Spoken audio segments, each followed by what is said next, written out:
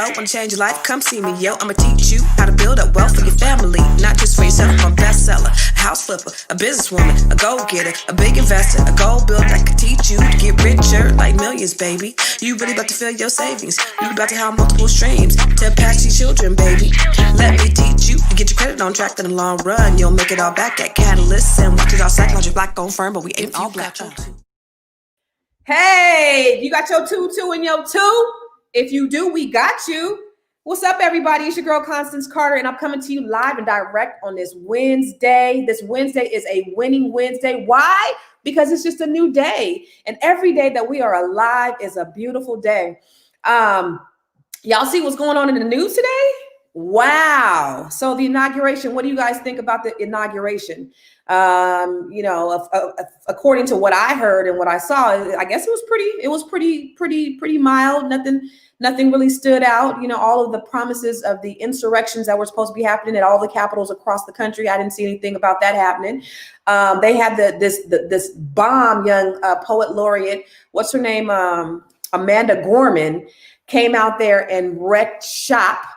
She went from 25,000 followers to 1.2 million followers in one day. And she was amazing. So just a lot of stuff going on in the news, history being made. Biden, I guess, is, supposedly undoing some of the damage that Donald Trump had done. But listen, for me, it really doesn't matter who's in office. Honestly, at the end of the day, I mean, I know Trump he did a number on his base and uniting a lot of the right wing and the racist people. But what I really believe that it was just a great thing for especially Black people, because for us to see that live and in action, that should have told us that we need to get our stuff together. I don't want us to get to a place where we are back comfortable again and we're not looking and we're not uniting. We're not putting our money together. We're not practicing collective economics. That should have been, the last 4 years should have been a wake-up call to Black people. Hello, can I say it one more time? The last 4 years should have been a wake-up call to Black people. So we no longer have an excuse. We should no longer be asleep. We should be engaged. We should be informed. We should be growing our money and not blowing our money. We should not be dependent on the government. We should be self-sufficient and independent. We should really have our shit together right now, you guys. Really. If the last 4 years ain't taught you nothing, I think Donald Trump was the best thing that has happened to Black people in the last 50 years, because we saw what was really going on behind the scenes. Now, I don't expect Biden to do anything significantly different, especially for us. I don't expect that. But what I do expect going forward is that we start doing for ourselves. And so I want to see today, what is this, January 20th, 2021, that we start thinking different, we start moving different, and we don't get back comfortable. We don't get back lazy. We do not do that. If we ain't learned nothing, if we didn't learn nothing, we need our asses whooped. If we ain't learned nothing, we need our asses whooped. I hope that we are saving. I hope that we are sharing. I hope that we are investing. I hope that we are having multiple revenue streams. I hope we are building our Black families. I hope we are educating our babies. If the last 4 years ain't taught you to do that, then shame on you. Shame on us all. Sorry, I got on my soapbox. I got a little excited about what was going on, because I don't care about Biden. I don't care who's in office. I really don't. I care about us. I care about what we do, and I care about our community. I care about where our legacy. That's what I care about. So, hey, Carlos, thank you for shouting yourself out. I want to know where everybody is hailing from. Go ahead and put it in chat. There are thousands of you watching right now. Put in the chat. Where are you from? Where are you hailing from? Where are you watching from? Are you watching from St. Louis? You watching from Chicago, Charlotte, New York City, Oklahoma, California? Where are you guys watching from? Where are you guys tuning in from? I want to know. And why are you telling me that? And if you're on Facebook, and I want you to also go over to YouTube and make sure that you subscribe to Fly Nubian Queen, and go over to Nobody Works Harder Than Constance Carter on YouTube and subscribe to that channel as well. And make sure you set your alerts, because I come live every night, 6 p.m. Pacific, 9 p.m. Eastern. And I come to just share the good news of wealth empowerment. I want to share with you about building relationships. I want to share about building your community. I want to share holistically what it means to build you. What's up, Joyce from Las Vegas? Hey, Markeisha from Lancaster. What's going on? Where's everybody else from? And again, Iowa. Okay, Tamia, all the way from Iowa. Okay, I see you, mama. Yes. And then make sure that you go over to Instagram. Please go over to my Instagram page and subscribe to I Am Constance Carter, and also subscribe to our Instagram page at Fly Nubian Queen. But make sure you follow and make sure you set your alerts. And also text the word Queens. All you kings and queens, text the word Queens to 31996, Baltimore, Maryland, so that you can get all the alerts from Fly Nubian Queen. And I want you to know every time I pop up on here, I want you guys to jump up on here and engage in the conversation with me, because I'm about to have a really cool conversation. Last night, I don't know if you saw it, last night, it was so amazing. I talked to this young lady named Ashley. She was a convicted felon. She had got convicted of 14 felonies. Let me spell it out. 1, 2, 3, 4, 5, 6, 7, 8, 9, 10, 11, 12, 13, 14 felonies. All in an effort to try to save some youth, all in an effort to try to help some children, and pushed out the old guard. A lot of racism was going on. She was 26 years old and pissed a lot of people off, and ended up getting convicted of 14 felonies, went to prison. But on her journey is so powerful, and all the people that she's been able to impact, me included. And where she sits today is a place of total power. And she's helping so many more people. What's up, Laverne from Georgia? So many people heal, because that's what she is today. She's a healer. She helped people before when she was just, when she was a child, on to being a young adult and going through what she went through. She chose to go to jail. They wanted to give her community service and house arrest. But this young lady chose to go to jail and spend time in jail, because she said, you know what, listen, I ain't never gonna commit no crimes again, so I don't never plan on, this is my only opportunity to go to jail and see what that experience is like. I don't know how many people want to go to jail and see what the experience is like. I'm going to learn from her. I don't want to learn. I don't need to learn for myself. There's some things, the God always, God allows us to go through things so that we can experience, but sometimes I'd be like, Lord, you know what? I'm gonna learn from him. I don't need you to teach me from my experience. I'm gonna learn from her. I'm gonna learn from them. I don't need that. And so that's what I say about this young lady. But she wanted to go and walk the walk herself, which was an amazing story. So after you watch this, I want you to go back and watch our broadcast yesterday, because it was powerful. But now we're going to get into the work. Because have you, Destiny, have you, John, Tamia, have you been in a situation where you've been in love and you've been heartbroken? And that heartbreak took forever. You weren't able to eat. You weren't able to sleep. Only thing that you could do is think about this person. It hurts so bad. And the only thing that you wanted was just to be over this heartbreak. Maybe you've been in an abusive relationship and you don't know how to get out of it. Or maybe you're traumatized from it. Ashley says that she can help you to get out in an instant of heartbreak. Ashley says she can help you to prepare on how you can meet your soulmate and the work. So we're going to talk about the work you need to do, but also we're going to talk about, and I want you to be able to ask Miss Ashley. So this is a dialogue. It's not a monologue. So this is a conversation that we're going to have together, but we going to have together. So I want you to ask this young lady questions, because it's not very often that we get somebody who is clairvoyant, who's a spiritualist, who can come and talk to us and help us to heal, because she's also a healer. So I'm going to bring on Miss Ashley, and we're going to have this conversation today. This is going to be quite interesting. Talk about, number one, how do you get over a breakup instantly?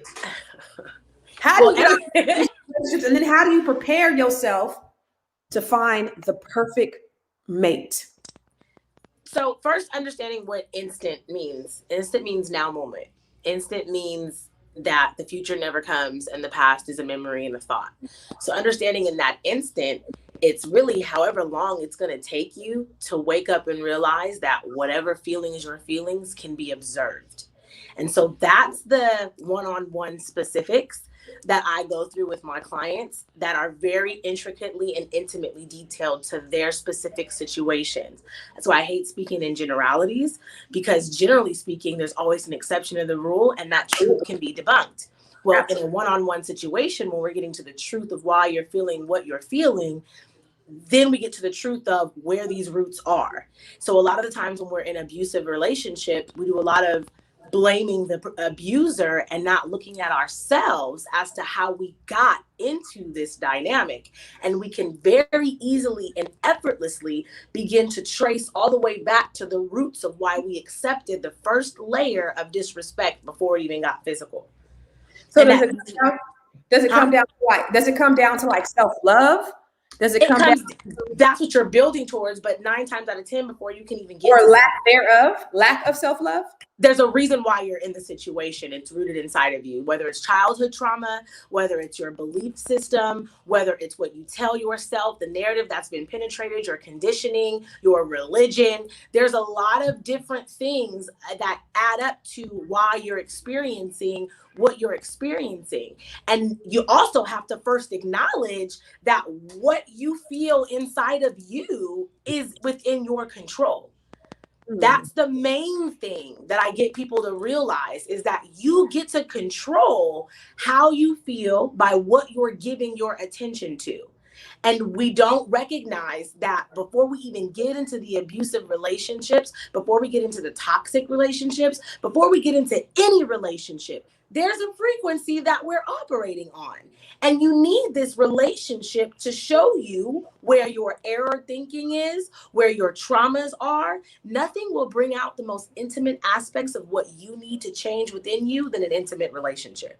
Whether it's a situationship, whether it's a marriage, whether even some friendships can do that. But there are aspects of you that you've got to be shown as your mirror. And because it's only you in this life, because only you are in your shoes, only you can do that work to see it. And it's all about your perspective based off what you're experiencing. So if you're constantly a victim, you're never going to see your work, because you're going to always be able to blame someone else for your pain. Yes, they have activities and actions that are doing things outside of you that are hurting you. But why did you? How did you? Where are you at within you to bring this here? Why are you accepting it? What's the belief that you have where you're going to accept being treated less than your value? And a lot of the times people don't realize, well, I don't know that I don't value myself. Like when I didn't value myself, I didn't know I wasn't valuing myself. I didn't know how to value myself. I didn't even know what that meant. So when they're like, you're accepting this because you don't value yourself, you don't think that you're worthy. Well, where does that stem from? Where did that come from? What did your mommy tell you? What did your daddy do to you? What did your uncles and aunties and cousins bully you into? What did school and peer pressure start to teach you that you begin to create a narrative in your mind that created a level of thinking that ended up cycling into manifestations that got you here? There's a lot, but it takes a lot of work to have that instant, if that makes sense. That makes sense. Yeah, so it's hard for me to It's not like hocus pocus, and you're like, okay, do this, do this, do this, and it's just it's just boxed and voila, it's a lot of work. But then it also stems down to who you are, what's going on in your life, how you've arrived at this place, and then going back to try to heal. Do you try to heal all of those places? No, you can't do nothing about it. Understanding that going back will show you where it's at, but ultimately you have to recognize it was purposed. Regardless, stop saying it should be different. It's not. It was purposed. It was definitely needed for you to become who you are today. And that once you understand and accept that, you can begin to change. I was molested as a child. I was abused as a teenager. Like I went through hell in my youth. But I'm not mad about any of it at all. Like not even a little bit. I genuinely seen it as a gift. I chose to change my perspective and see it as a gift. It literally has shaped me into this woman I am today. If I would have been angry about it, collective consciousness, infinite intelligence, and unconditional love of myself cannot come. It won't come because you've got blockages in the pathway of your greatness. Like you cannot be mad and angry about what you've experienced and expect to get miracles and blessings. No, you're going to get psychotic breakdowns and mental health issues because you're not allowing stuff to process. Everything is purposed. Like there's nothing that's not purposed. Yes, you were abused. Okay, that sucks. You can't do shit about it. So let's change the perspective and change the narrative and just say it's purposed. What can I get out of this? There are thousands, if not millions of people who have been abused and share your story. So it's almost fair to say that it's more likely and more normal than not. So share your story and share that it's purposed and share how it's and elevated you and you've used it to your advantage as a gift so that other people can be healed. And a lot of these cyclical effects of drama and problems and issues within our communities will shift because you're now going to see, I don't have an excuse for my trauma to behave this way. Wow. I don't have it. You know, we use our traumas, justifiably so, as an excuse to have negative behaviors, actions, activities, and impulses. And then we continue to re-abuse people in our lives. We choose to re-traumatize people in our lives because we're not accepting that that's just purposed. It's purpose. Now, my spiritual standpoint is it was the contract. Like, that's how I look at all of life. It was a contract. You knew you were going to come to this earth and experiencing, oh, I see all that. Hold on, that stops me. No, go ahead. Okay. I'm like, ooh. This is good for Fred Williams. He always has something interesting to say. I'm like, oh, that's like, wait. My perspective, and I don't push this on people, but when you work with me, I help you understand this is, can you just imagine what it feels like? What if this whole life was a contract? Because first of all, if you're looking at your soul has no race, it has no religion, it has no human experiences. It just is pure, positive, source-filled, God source energy. It is a physical extension of non-physical energy, right? Wow. In that, what if, let's just make it tangible for the mind to comprehend, because the mind is an MFer. This is a contract. You knew you would come to this earth. You knew you would experience all of the contrast, the so quote unquote good or bad, light and dark, whatever the case may be, all in the sake of you expanding and learning how to create on this planet. Let's just pretend, right? And take away the idea and the judgments of anything being good or bad. Just is, right? Uh-huh. Would you then see your trauma as bad? It's just an event. It is, yeah. It just is. So in the isness, and you remove your judgment of it, how differently will you navigate through life? A lot differently. Most people will, right? Because the majority of people don't know how to operate that way. You know, the majority of people, I mean, how many people can say that their trauma was a blessing? I mean, people that are watching right now, how many of you could say that your trauma was a blessing in your life that made you be the person that you are today? A lot of us are victims of our trauma. A lot of us are still hurting from our trauma. A lot of us have used our trauma to, you know, inadvertently hurt others. We go through life based upon the trauma that we've been through. You know, and I tell the hurt person this: go right now to your hurt. Even you, this is just a quick exercise, okay? Go right now to think of something that you know is bothering you and it's hurting you. It hurts. It hurts. Go there. Do you see how you can go there? First of all, that's power, right? That's the power to say that there's something in you that's already bigger than the hurt because you can go there. Okay. Right? Like that means it's not really you. Yes. Right? So there's this hurt that's in your essence that you are observing. That's not really you. So how do you take it from the interior and place it on the exterior? You can't. You have to learn how to navigate within yourself. Okay. You've never had to navigate within yourself because you've been taught and conditioned to believe that you are what you feel, which means you are what you think, because you'll never think a good thought and feel bad. It's impossible. It's like turning 97. You'll never think of a thought and feel bad? You'll never think a good thought. Oh, a good thought. Okay. You'll never feel bad. Right. That's like turning 97.7 on and expecting 106.1 to come on. They're two different frequencies. Yeah. It's impossible, right? Right. So, and then when I say think, I'm talking about pondering on. Some people are like, I feel really bad. I try to think a good thought. Well, no, you've been feeling really bad, which means you've had a myriad of bad thinking, of bad thoughts, a bad narrative, of bad stories, a bad situation that you've been pondering on that's created and manifested this feeling inside of you. So you got to now slow your thinking down and change it. One of my favorite teachers says, take a nap. Just go to sleep. When you wake up, immediately when you wake up, start thinking something differently. So what feels good. So understanding that because you've got this negative energy, this pain that you can give your attention to and go to, there's a part of you that doesn't feel it at all. Okay. Okay. Mm-hmm. My trips and tips show you how to go there, stay there, and learn how to meditate there, where you can observe that pain. You can observe it like it's not a part of you. Like it's not a part of you. Pulling yourself apart from that pain. And then I take it a step further and say, now, when you feel this pain, what are the thoughts that you're thinking? Write them down. Mm-hmm. Write them all down, the thoughts. This really hurt me. I can't live without him. I'm nothing without him. Start really focusing on what those thoughts that are creating that pain are. Then write them out and then look at them and then write the truth. I can't live without him. Yes, you can. Right. Yes, I can live without him.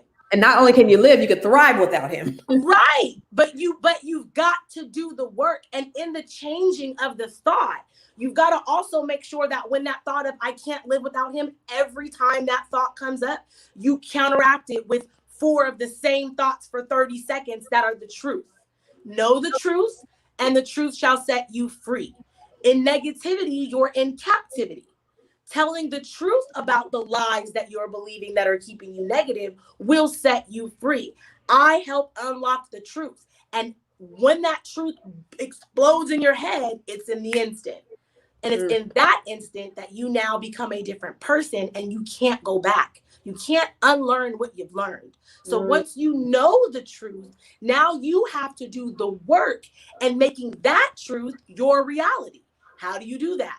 That becomes your dominant style of thinking. That becomes your frequency. And you'll notice that you'll begin to feel better over time. I say time because time is based off of how you perceive time, not necessarily the time that, people have. So I've had people who can get through things in, 30 seconds to 30 minutes. And I got people who I've been dealing with for 30 days. It's just all about their willingness. You have to have a high willingness to change. If you don't have a high willingness, that's the key. You have to want to change. Right. You have to want to change. You can't be like, well, I mean, Right.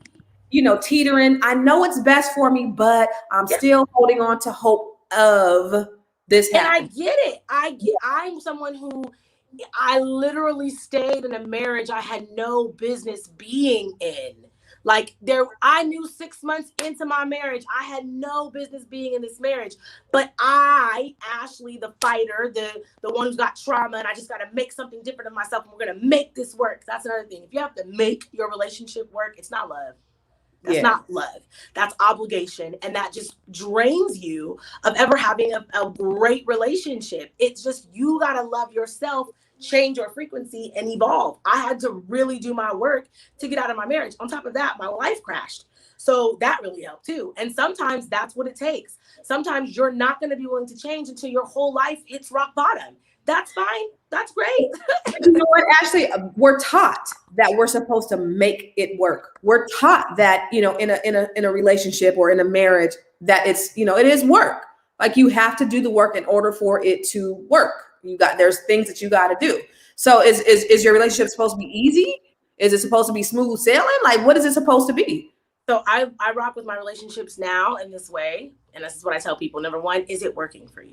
Is that belief system working for you in your marriage, you and your relationship? It is? Great. Keep going, because you're making it work. If it doesn't work for you and you're in constant turmoil and your relationship is spinning out and there's a whole bunch of things that are happening around you, then you need to change it. Like, it's not that difficult. I operate from, I like you very much. Let's see how today goes. That is literally how I operate, and it's working. This is the first time I put it into place in my relationship ever, and it works. And then I see the longevity without putting the pressure of saying it's forever. I know in the back of my mind what is going to be. I don't put a boundary on the glory of my relationship by saying we're in this together and we're going to make this work, because what I say then creates a relationship where I'm making my relationship work. I don't want to create that. I don't want to have to speak over it. So yes, I think that relationships are supposed to be easy. I personally, that's my belief. That's how I've operated. That's my knowing. And when it's uneasy, there's a lie present. Because either my ego is acting an ass or his ego is acting an ass, and we're not operating from a harmonious place. So we have to remove the ego, sit in the seat of the soul, and get back to what we really know is true. What's the truth in this moment? How does this work? What does the truth look like? Not what it looks like to me and what it looks like to you. What's the truth? There are some basics. I don't believe in that there's his story, her story, and then there's the truth, because then there's lies involved. Harmony is the truth. You get set free in the truth. If there's disharmony, there's a lie present. Where's the lie? Find it. Let that be. We get into these relationships and then all of a sudden we become headbutting because we're not being honest about either how we're feeling, because we know that it's petty to begin with, or what our real issue is, or our insecurities are coming up and we want to mask our insecurities with our egos, which is what we think of ourselves in these haughty moments. You have to be willing to put all that down in your relationship to get to the truth of what needs to change in a moment where there's dysfunction. It's not hard. It's just ego breaking, and nobody wants their ego to die, because that's been your sense of protection and that's been your how you function in the world. It's really hard to love when you have your ego so in the forefront, because it masks as love, but it's not. But the problem is, I think a lot of couples, both of them don't have this sense of consciousness, right? So you have one that'll Not run equally like this, right? You have one that'll run like this, and then you have the other person that has no concept, but they're doing things the way that they know how to do. And so then that's a situation where you have to try to make it work. You have to try. I disagree. My mindset is this: if you're number one, you first, like, period.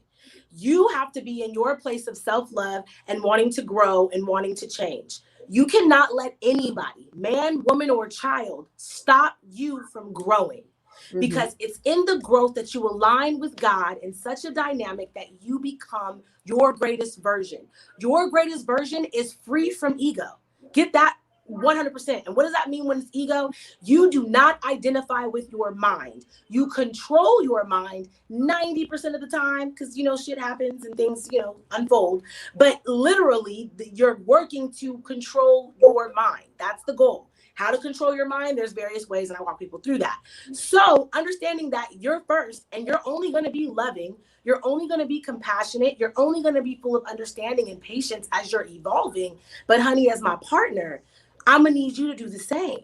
And when you're doing it simultaneously at the same time, there may be moments where you're like this, but because if there's disharmony, there's a lie present. Oh, hold on. Let's get to this lie, unravel this lie, let this truth come in, and let's get back to our growth. And we're both growing. So both people have to be committed to change. You got to be committed to evolving together. You got to be committed to taking on life together, facing the world, not facing each other. And the only time you're facing each other is when you're making love. So let's be clear that there's a lot of components to this reality that people don't know about, but they also don't want to know about because their ego tells them they know it already. Yeah. I travel all over the country and, around the world. And one of the things that I know, just going to different events and conferences and just a lot of self-improvement type of events, I noticed that in every audience, there are mostly women. Mostly women. When you go to church, there are mostly women. Women, for the most part, I would say, are always into, self-improvement, anything that they can do to better themselves. And then you don't have a lot of men who believe this. And so you'll see some men sprinkled here and there. But what do you say? Because a lot of people that are watching are women, and a lot of them don't have the men that are conscious, are aware, are self-aware. What do they do? I mean, you just can't just throw the whole man away. What are some things that they could do to kind of get their man engaged? So I have it's twofold to this, right? Because my best friend tells me that I am harder on women than I am on men.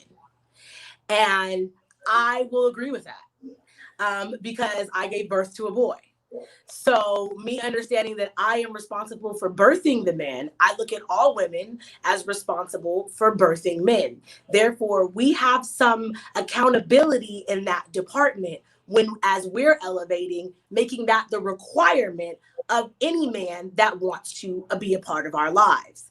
And 9 times out of 10, we're seeing that a lot of us are accepting men not being open and flexible and subject to change and even willing to listen, right? Mm-hmm. And then having these demands of us to be submissive, right? Mm-hmm. But the best way is to teach a man how to treat you by maintaining your level of self-love, which means you just can't have access to me right now because you're not willing to grow. You're not in this moment. Do you want to grow or do you want to argue? Do you want to grow or do you want to be right? Where is it? And it's not being, and I'm just going to be frank about it. Don't be a bitch about it. It's about being in love. Now, sometimes some of them will trigger you to jump into your ego real quick and have a moment of clarity and conversation. Like, I understand that. However, make sure that don't get it twisted. Right. It happens, but ultimately, as the woman, as the powerhouse, as the God that you are, you got the control. You know, women got way more power than they give themselves credit for. We just give our power away and like, we want you to come save us. No, you do the saving of thyself first. Because once you step into your alignment, now your language will change when you speak to your man. We don't even know how to properly educate our men through loving conversation. I made it and this is that. But honey, when you begin to speak love and life, he becomes more emotionally mushy and able to be molded and constructed the way that you need for you specifically. Like specifically, how you build your man up will be what pours into you. He is going to have to learn the language that's necessary for you. So you're absolutely right. A lot of women, and I speak a lot of Black women in particular, have had to have a very hard shell that does not allow themselves to come out of their ego and speak life into a man because they want the man to move first. But baby, we gave birth to them. We got to teach them. We have to, and they've been in generations. That's not what we were taught. That's not what we were taught. We were taught that a man needs to be the man, and he needs to lead, and we need to follow. And right. But let's look at the breakdown of the Black family in particular, because I always say that until the Black family is made whole, I really don't have nothing for nobody. So when we're looking at the breakdown of the Black family from historical standpoints, right? Historically speaking, this has been systematically broken down on us to literally separate, become independent from, and then target Black men as if it's their fault that we're in this position. And then we've been made to believe that we're right and justified. But you gave birth to this man. When will you take collective consciousness as a whole? We're going to speak in generalities and understand that no man came from another man. None, in the sense of you carried him for 9 months.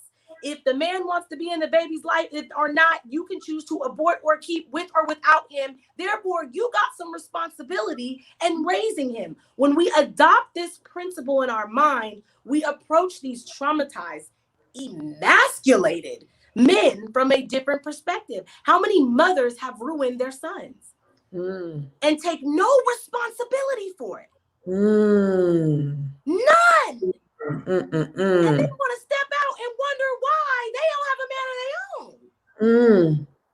You can't tell me that you are even remotely close to God and you don't acknowledge that this man has pain. Now, I'm not saying that because you are compassionate with the man, bless you, that you are willing to accept nonsense. That's also where it goes to raise your standards, Black women.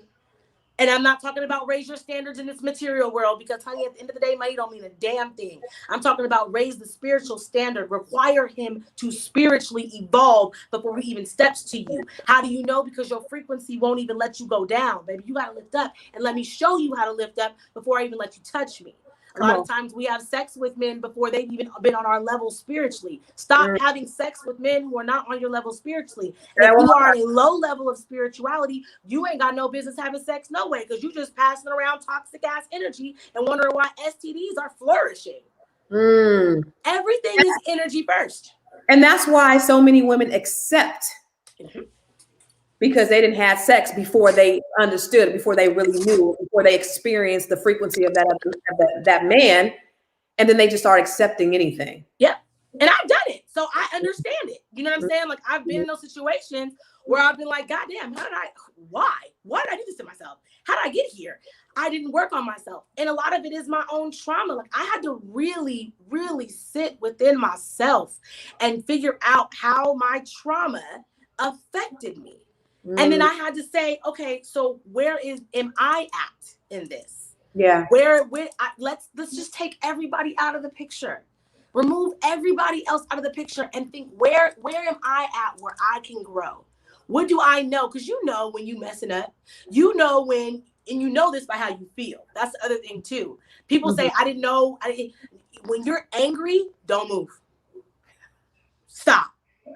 Just stop. Observe the anger and figure out where you can release your anger. No matter how justified you are, the trick is to not identify with your anger, your irritation, not act in it, not give it attention. We hold on to our anger because it's a manifestation of our unresolved issues. When you realize that everything is a gift, anger comes in. Oh no, I'm not doing that. You gotta go. And it leaves. Like you're never always angry. There are moments, even if you're depressed, there are moments in a depressed life where you've experienced something else. Right. So you know that it's possible to experience that again. Right. So then you make it your duty and you're responsible to do whatever it is to get back to that feeling so that energy can pass, because it's just an energy. Depression, anxiety, fear, worry, doubt, anger, hate, it's just an energy. Now you continue to give it to yourself, right? You keep giving it to yourself by giving attention to it. It can't go nowhere because you're holding on to it. When you learn how to observe that shit, you back up. And then you notice slowly at first, it begins to dissipate like vapors. Then you change your frequency. It changes automatically. You loosen up a little bit, you rise up a little bit, you start rising more and more, and then you get to a place of happiness and oh shit, you're happy. Like, oh my God, like I'm happy. Happiness and a man coming in, oh honey, you're gonna notice the change in the quality of men for sure. That light. And what you tolerate will change. Oh hell, as soon as he come at you with some sideways, I require you to be better. Thank you. I need for you to do your work or move on, because I know that nothing is worth. When you do your work to come out of depression, like I have, and those around me who've been it, when we've literally been depressed and suicidal, and we have finally come out of that, and it's not temporary, you can feel it's a whole hell of a lot permanent.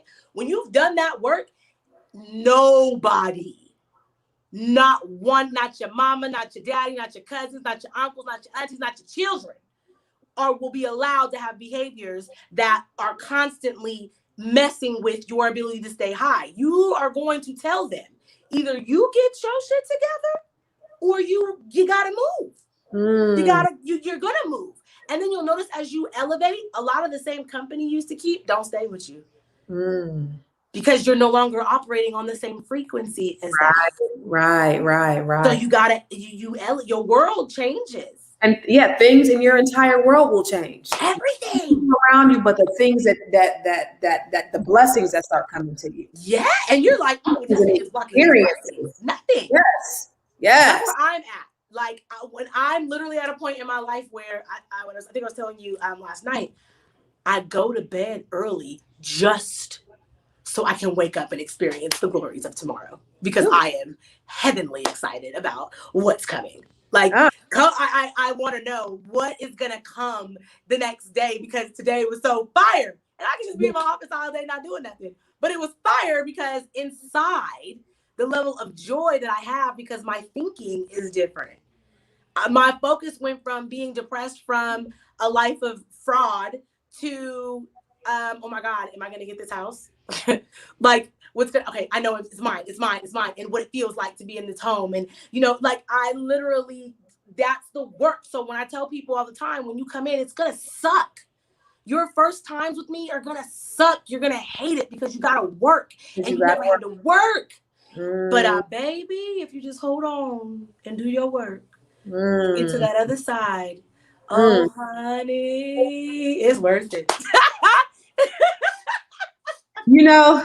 The thing about it is, I want to say 80% of people aren't willing to do the work. And only 10 to 20% of individuals are willing to work on themselves to get that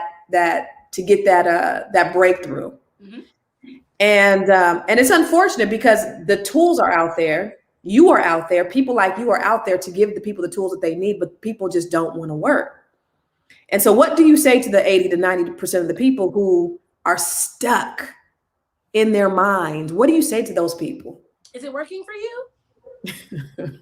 I mean, it's just that simple. And I'm not going to argue. That's the other thing. I'm not going to argue with you about changing yourself. Is it working for you? About no breakthrough. Yeah. Like, is it working for you? No. Okay. But I'm not going to spend my time. First of all, you're not even going to come in contact with me. I always say those who come in contact with me are ready for me. And what is the saying? When the student is ready, the teacher appears. Yeah. That's the life that I live. So I'm not dealing with the 80% of people that don't want to change, because everybody in my life wants to change. And if you don't, you're not in my life. So I don't care. Like, it doesn't bother me one way or another. But what I'm not going to do is argue and debate about limiting beliefs when I know that beliefs are nothing more than thoughts that you keep thinking. Change your thoughts, and then your belief changes. And then when you step out of belief, you go to know. And then when you know, and you know that you know, and it's the truth that you know, you are set free. Like, I've seen it. Like, no one can tell me nothing about this. I've literally operated and watched people's lives change, including my own, from having simple conversations. I don't know people that have been in, I don't know anyone who's experienced trauma. And I'm talking, I use this as an example all the time. One of my clients, who's a good friend of mine, watched her boyfriend blow his brains out in front of her. She calls me 24 hours later, and we're having a conversation. And within 30 minutes, we are genuinely grieving in laughter. Why? Because we understand the highest perspective of God is everything is purposed. Everything is contracted. Everything is always exactly the way that it's supposed to be, even when you think that it's not. And that's a bold declaration for a lot of people who don't ever want to come out of their own trauma. But I don't care, because this is what has proven to work. And she's highly healthy now. And she gets therapy. And that's the other thing too. I always say, do not come to me and expect me to be your therapist. I am not your therapist. I have my own. I've been to my own. My children have their own. I do not engage in any type of therapy because I did not want to go to school and go through that education and get them student loans and do that. That ain't my calling. That's for the mind. I'm for the spirit. I feed your spirit. I let you see your spirit within you. And then when your mind starts acting an ass, I don't engage with it. I tell you, go get your therapist. Because when you begin to talk to your therapist, she shows you how to get out of your mind and get your mind correct. I don't deal with the mind. The mind is pointless to me. I deal with the spirit. And I show you how to activate your spirit so that your mind can change. There are various ways of navigating through your trauma. You just have to be willing to do them all if you want to have all. Because the all is what you are at your core anyway. And it's nothingness that gets you what you need. But people don't understand that. Nothingness that gets you what you need? Nothingness. Wanting for nothing, you have everything. Wanting for nothing, you have everything. True. Because wanting comes from a place of lack. Mm-hmm. If I want something, it means it's not there. And even the wanting is an energy. And it's an unhealthy energy. But yet we've been conditioned to learn from the wanting. There ain't shit in wanting but lack. Stop wanting. It's nothingness that you want. And what you're so afraid of, which is why you'll hold on to your trauma, because who are you if trauma is no longer anything? Woo, okay. If this is good to y'all, type in the chat box that this is good. If this is good to you, type in the chat box that this is good. And not only that, I want you to hit the like button, hit the thumbs up button, thumbs up, heart, this conversation. Let Ashley know that you appreciate her teaching, and make sure you are sharing this. This is some good stuff, and everybody needs to hear it. Because so many people are, there are very few people, I'll say this, there are very few people who have hit that level of consciousness to where they can really change their mindset. And so many people need to hear this. This is a message for the masses. So, in terms of like finding that other person, because I know we're in COVID season and it's been really hard. There's a lot of families that have broken up. You know, you have to sit there and be with your spouse, be with the person that you're with, and you got to look at that person every day. You realize I don't really like you. You don't like me. We don't get along, right? So now you have separated from that, and now you need to do the work, the internal work. What is the internal work that you need to do before you move on to something else? Be happy. Do whatever it needs for you to be happy. Mhm. Like it's not that crucial. Some people take years to get happy. That's your choice. And some people take days to get happy. That's your choice. I don't say find and go look. That's not where I'm at. I'm at But the what's place. the work? What's the get happy? What? So is it all those things that you just talked about? Is wanting for nothing? Is getting your mind to where you are thinking good thoughts and you are throwing away those bad thoughts? It's just surrounding yourself with goodness and light and positivity. And all. that on all, even how you just described it, it was very surface, which seems impossible. Right? So that's where it comes down to. I don't like to speak in generalities because it's very intimately done. But if your intention is I just want to be happy, then all of your life will begin to shift with circumstances, people, situations, and events that make that the reality. And you have to face everything that comes your way, knowing that it's come because your genuine intention now is to be happy. So you're going to approach it with that perspective. Doing the work means I'm going to choose to approach life differently. You have to make a conscious efforting choice within yourself to approach life differently. Stop looking for a man. If you're searching, you're always going to be searching because you're in a place of I have to find. Stop searching. Just allow life to unfold without your messy ass, dirty ass hands in it. Focus on washing your hands, cleansing yourself, healing, whatever that looks like for you as an individual. And I can't say that again in generalities because I don't know what the issues of the people are that are listening to. Only they know. So then you now got to do your internal research actively, consciously, intentionally, effortly. You got to put some effort into this and consistently to discover what it is that you need to be happy, because it's not going to come outside of you. People don't think that you can go and eat. I'm an eater, honey. I put on weight like it's nothing, right? So I eat when I'm sad. I eat when I'm happy. So I have to, if I want to change my insides, I have to stop eating this that makes me happy. That's really garbage because it doesn't make me happy after I'm done with it. So beware of the false illusions of happiness. Be aware of the false illusions of happiness. Which means a false illusion of happy is if it's outside of myself and it makes me happy and I have to have it outside of myself, it's temporary and it will fade. Kelly said self-love. Self-love. And and that goes with being working to be the best version of yourself at all times, operating at your highest at all times, but setting that intention and doing the things. And I know you said everybody is different and you have work each individually for each person, but setting that intention, saying those things out loud. What'd you say? I just want to be I just want to be happy, because that's what you said. I just want to be happy. And take away the want. First. My goal is happiness. My goal is happiness. Happiness. Because I just want to be happy. It has a sense of wanting. And so you'll never be. You're going to want it, always chasing it. Just happy. I am happy. I am happy. So the issue I have with I am happy is this. When you're miserable and you say I am happy, there's a contradictory vibration in that. And you can feel it, which makes I am happy begins to dissipate in its power. Now, remember, what you say after I am is so. So eventually, as you begin to really, I am happy, I am happy, I am happy, I'm happy, it's going to take a hell of a long time, but it would kick in. You're going to have to do the work to say, happiness is a choice. There's no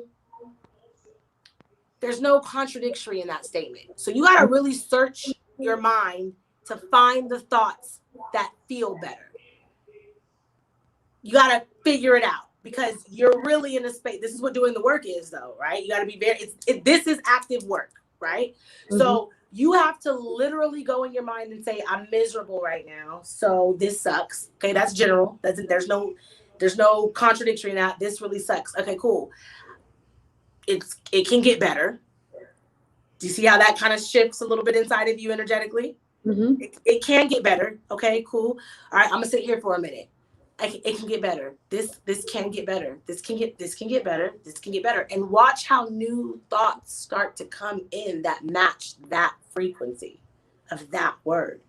People don't understand. It's just it happens just like that. And I think that the biggest thing, just listening to you, Ashley, is a lot of times when we're suffering from those negative self beliefs, or we're dealing with a heartbreak, or we're dealing with something that's negative, we tend to put all of our focus and our energy on that negative thing. Mm-hmm. We want to think about it over, and we can't stop stressing about it, and it's over and over and over again. And the thing that we have to set the intention to do is change the thought that's coming in our minds, and let's start thinking about something different. Right. And if you can't do that, when we get pulled back, then what do? We just change and start thinking of something. Yes, you have to be consistent and diligent in that. And that's one way, right? That's just one way of doing it. The other way is to literally sit back and observe it, which takes a little bit more. It's a little more advanced spiritual. Yeah, that's skill. That takes skill. Like, how am I going to observe this? And start asking yourself. You have to ask yourself when you're observing, okay, who's feeling this? Who's feeling this? What's this saying? So for me, when I feel negative energy, I say, okay, there goes my ego. And I named her Katrina because she's worse than a hurricane. So that's literally like when Katrina is active, oh, honey, it's a problem. She's vicious. She is all justified excuses of being negative. Like she's terrible. She's argumentative. She's disrespectful. She got some issues, right? So when she shows up, I've gotten really good at being able to see when she's present. So when she shows up, I'm like, oh, you're here, girl. What's that? Now I begin to have real conversations with her because I need my energy to remind myself constantly, I am not my mind. I am not this feeling. This is not me. It's in me, but it's not me. This is what it means to be in this world and not of this world. Hello. Okay. You got to actually be a light on top of a mountain, be a city on top of a mountain who can hide you. You know, this is what all those biblical scriptures are referring to, is when you can actually sit outside that dark space and observe it. So that's another way, which is definitely a skill that I help people see and do. And when that's there. Eventually these together though create the greatest version of yourself. Yeah, but it takes work. I've been at this for 7 years. Mm-hmm. Like, it's been rough. And I've also had incredible teachers. I've had incredible partners.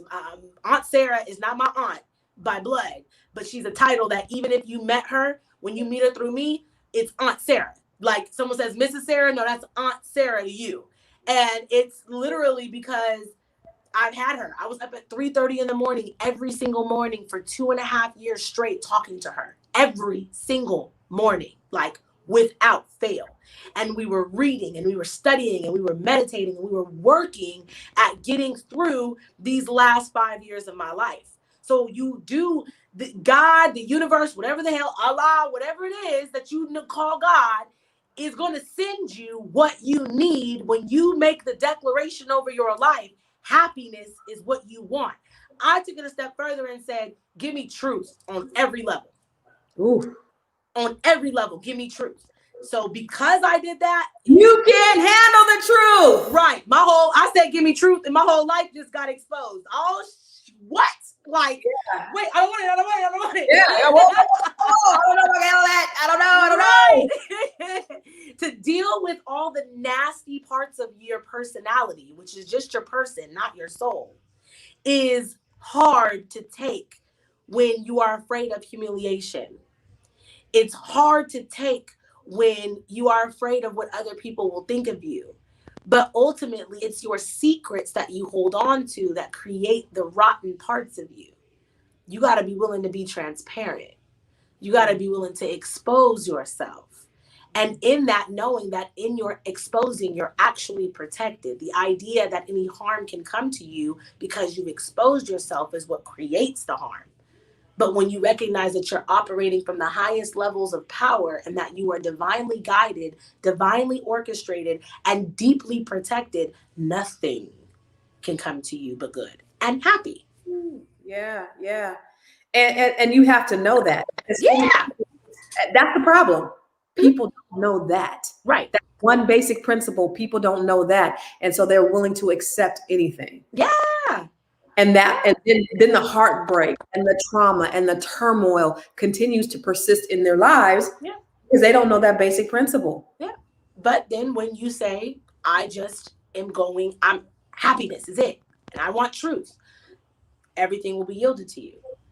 But it's the open-heartedness that you will become. And it's to be, I hold back tears with this next statement because it's really hard for me to say without getting emotional. But the work that you do on yourself when you've been through some shit and your intention is happiness, your heart gets busted wide open. And the feelings of vulnerability come up. But then they're just feelings. So they pass. And when you recognize that your heart is open, authentically open, the joy, you can't focus on it too long without crying, male or female, because it's overwhelming in sensation. Your hair on your arms stand up. You get chills down your spine. It feels like I've gotten really good at being able to talk about it, but it comes forward and I get real choked up in the face a lot because that open-heartedness is then what blesses you with every heart's desire without wanting. I went from kissing a few frogs to having the man of my dreams. And I wasn't looking. And wasn't interested, not interested at all. Literally having the man of my dreams. Went from driving my 1994 Mabel to my dream car, waiting on my home, going from dead broke and on welfare to now maneuvering and having learning about different levels of income and being financially literate and all of this wealth of wisdom and knowledge that's coming that I wasn't ready for in my misery. But I was going for, but wasn't getting anywhere with. Because misery does not allow you to experience abundance. It doesn't warrant that. You can't have an abundant life. They can't live in the same place or the same space. You're not on fertile ground. Yeah. I am on fertile ground because happy and true operates with me. And then when I get my moments where my ego chimes up, I call Aunt Sarah. I call my mama Juanita. I call people who've been my spiritual advisor. Like, I can't get out of this right now. Like, let's work, and you begin to maneuver and work through it. Things change, and you don't do it for the change. You do it for the love of the open heart. And then the change is the reality, is the manifestation. A lot of men will say, you don't do it for the change. No, you don't do it for the love of the open heart. Yes, because you want it. You want this. I'm telling you right now. All hell could go down. This world has been, everybody had a messed up 2020, right? They were, oh my God, 2020 was the best year of my life to date. Like, you can live bliss. Even in moments where it's not blissful in that moment, it went from being 90% of my days are negative and 10% are positive to 90% of my days are positive and 10 are negative. And that's just the contrast. That also keeps me humble. Right. And that's where you got to stay. Yeah. Yes. A lot of breakthroughs come from being broken and contrite. A lot of people start to do the work when they're in a space of brokenness. Yeah. What do you think about, people because I know, like, when everything's going well and you're living life and you're getting what you want, you don't really do the work. And there a lot of times there's a lot of work that needs to be done. But then when you fall, that's when you have to look internally. And that's when, you got to clean some things up, and then you can kind of get to that, because you can plateau if you're just operating. If you're just operating and you're thinking everything is cool. And at some point, I think for everybody, they hit that wall where they have to come, and there has to be some kind of reckoning where they're saying, okay, I need to have this open heart. Right? Yeah. I've seen it. I've been a part of it. I've experienced it. And at the same time, it's worth it. Yeah. It's your rock bottom, because the only way you can do is go up. Yeah. And once you go up, you know how to go up. Yeah. And then you won't be so quick to. A lot of rock bottoms come because you're not aware that the negative energy is circulating within you anyway. So when you hit that rock bottom and you have to do your work to build yourself back up, and you successfully build yourself up, then that negative energy isn't even allowed in your presence anymore. So your rock bottom chances decrease so much. It's like it's a sure thing. Like, you're for sure going to be successful because you understand that this energy is not allowed. So there's just, you got power. We have so much more power than we give ourselves credit for. And something that Spirit's telling me right now is to talk about submission and how women struggle with submission because they're trying to actively pursue being submissive. What I've discovered is submission is a natural consequence to joy. How is that? When you're in first of all, if you did your work and you're healing and healed and you're operating on a certain frequency, that frequency allows that man to come in or that woman to come in. So now you're both are vibrating on a high frequency, right? The joy creates automatically a dynamic. It's an automatic consequence. Like, there's no, because I've been in situations where I'm not submissive, because it's not that he's not worthy, it's that I'm not healed. Like, I wasn't in a space. Now I've learned in this particular relationship that what submission is. A lot of times you won't learn what submission is until you're actively doing it subconsciously, because you've done your work to heal. Lack of submission is a fear of not being protected. It's a fear of being abandoned. It's a fear of being vulnerable. It's a fear of being controlled. So those are all intimate insecurities that you got to work on before you can even be submissive, because submissive is not an action. It's a natural consequence of. It's no effort in it. It just is. Now, when the Bible writes wives submit, people took it as a rule. I took it as a consequence. You'll naturally submit when you've done your work to heal and operate on a frequency. It won't be a battle, because this is who you've chosen to be in this relationship that works with you. So it's natural. Like, submission is natural. It's not normal. It's natural. But that's if you have the right mate. Right. But again, if you've done your work and you've evolved, you have the right mate. You've attracted the right mate. When you're not submissive, it's time to investigate where the lies are, whether within you or within him. And then it's so interesting, because then you can go into the realm of infidelity and what that is. A lot of people blame, but infidelity in a lot of relationships is a result of an insecurity deep within someone who's not doing their work. So you're going to naturally do the shit that fucks up your relationship. And I use that harshly for a reason, because the infidelity is not just betrayal of the person, it's first betrayal of self. Yeah. You've been betraying yourself, so you're operating on a frequency of betrayal, and then those impulses, actions, and behaviors have to manifest themselves. This is a law more real than gravity. This is you. You got the issue. You gotta work on yourself. You gotta heal. Everybody's issues manifest themselves differently in this world. When you begin to observe them with non-judgment, you have understanding present, which shows you how to have compassion for those people. Doesn't mean you keep them in your life. It just means that you're able to deal with them a lot differently. Wow. Yeah. So listen, ladies, listen, gentlemen. Well, y'all give it up for Ashley. Heart. Hit the thumbs up. Heart.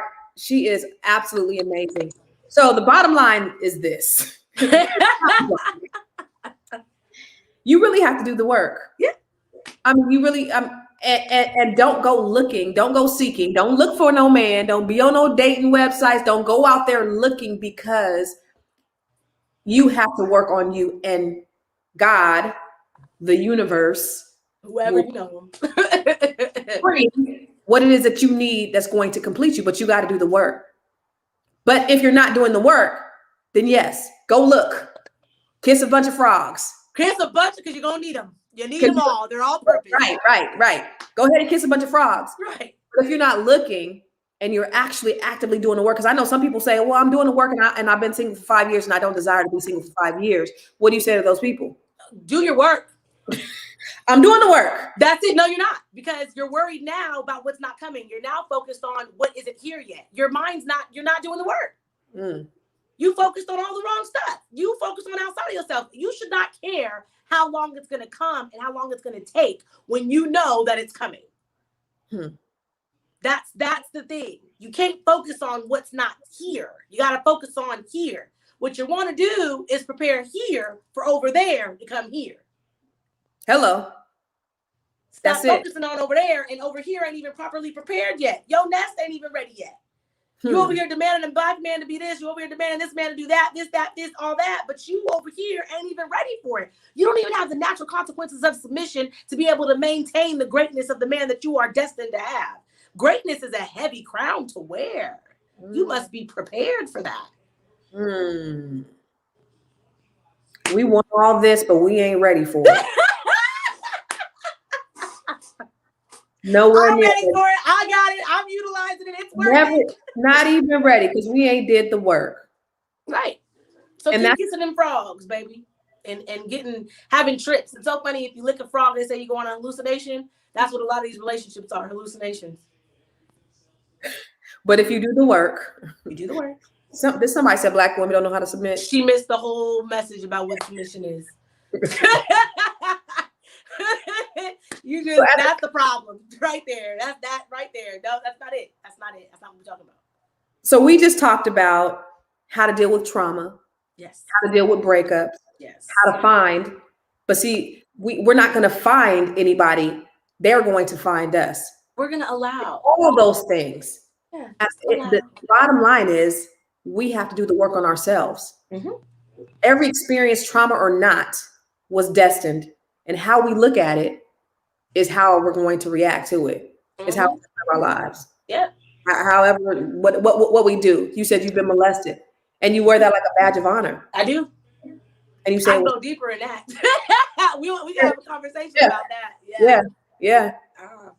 So, I mean, I think this was absolutely a phenomenal conversation, and so many people needed to hear it. Again, you guys share this on your pages, because Ashley was dropping them gems, life-changing, transformational nuggets for you to just do a whole overhaul and transform your lives. I'm sitting here transformed. I sit here and a few times, I'm a thug. If you know me, people know I don't cry.